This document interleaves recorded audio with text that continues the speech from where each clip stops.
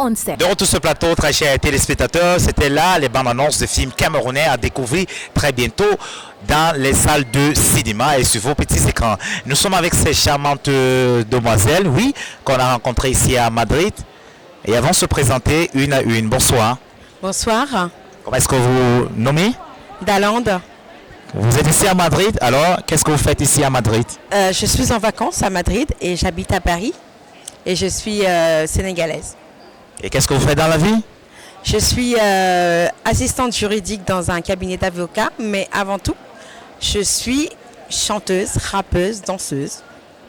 Vous pouvez nous faire un numéro de rap en 3-4 secondes?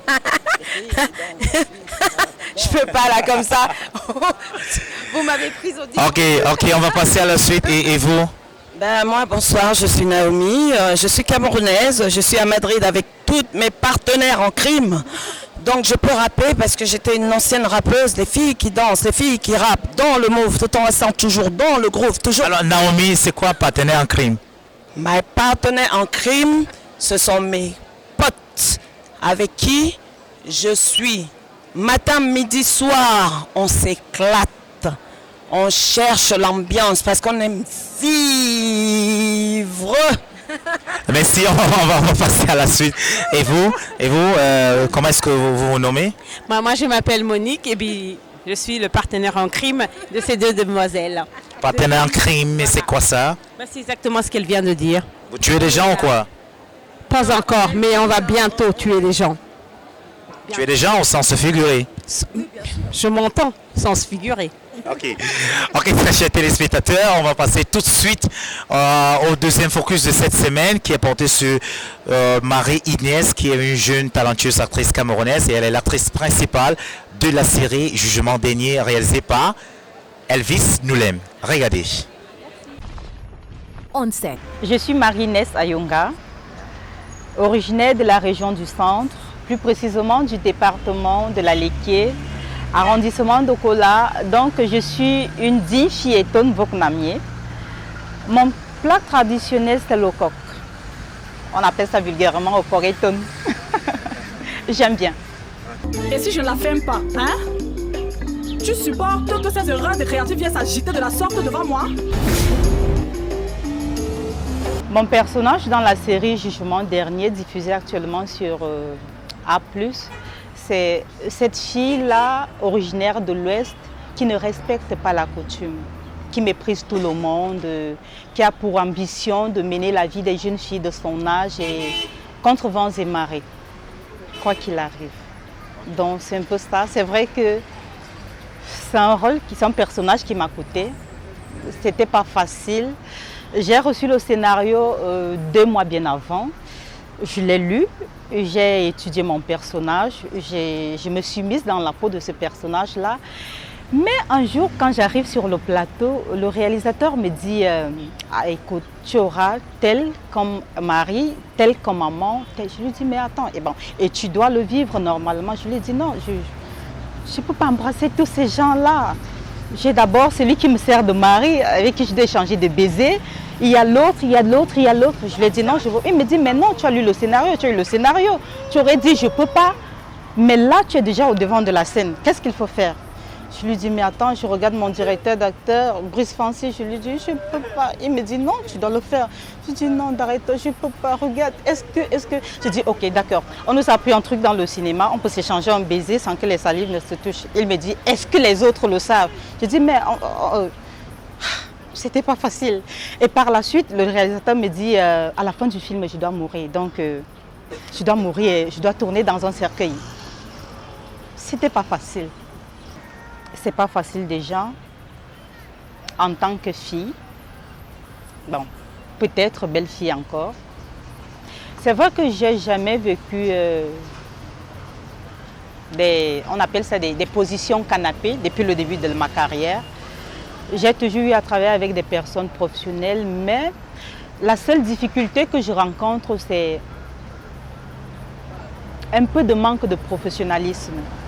Parce que j'ai toujours répondu présente à toutes les productions dont on a eu besoin de moi, que ce soit une production qui paye ou qui ne payent pas, je me dis, lorsqu'on décide de faire carrière, il faut d'abord se faire un nom, une image et pouvoir gagner de mois après demain. Avoir la possibilité de travailler avec plusieurs réalisateurs, parce qu'à travers eux, on apprend beaucoup. Lorsque tu te retrouves sur un plateau et que tu demandes, par exemple, à des conditions de travail, de manière professionnelle, ça fait un peu un clic. Donc, c'est pas facile. Aussi, bon, je ne vais pas dire que c'est de la faute des producteurs ou des réalisateurs. Des projets ne sont pas subventionnés. Donc, à un moment donné, ça décourage de citer le nombre de productions dans lesquelles j'ai déjà participé et se retrouver à stopper le taxi en bordure de route et dire 100 francs bâtard, 100 francs hôtel de Gilles, 100 francs ci, 100 francs ça. Sinon, dans tous les corps de métier, il y a des difficultés. Alors il faut juste s'accrocher, tenir bon, travailler. J'aimerais être une actrice incontestable, une actrice mondiale. La force quoi. J'ai une envie en moi de percer l'écran quoi. Du genre, quand je passe ou qu'on annonce mon film, que personne ne rate ce film-là. Et ça, si j'avais la possibilité de faire et refaire des écoles de formation, d'avoir des personnes qui peuvent me tenir la main pour me porter encore plus haut, je le ferai parce que je sais ce que j'ai en moi, je sais ce que je peux donner, je sais jusqu'où je peux arriver. Le film qui m'a plus marqué pendant l'année écoulée 2017, c'est A Man for the Weekend. J'ai eu la chance de doubler ce film en français. J'ai doublé le personnage de Stéphanie en français.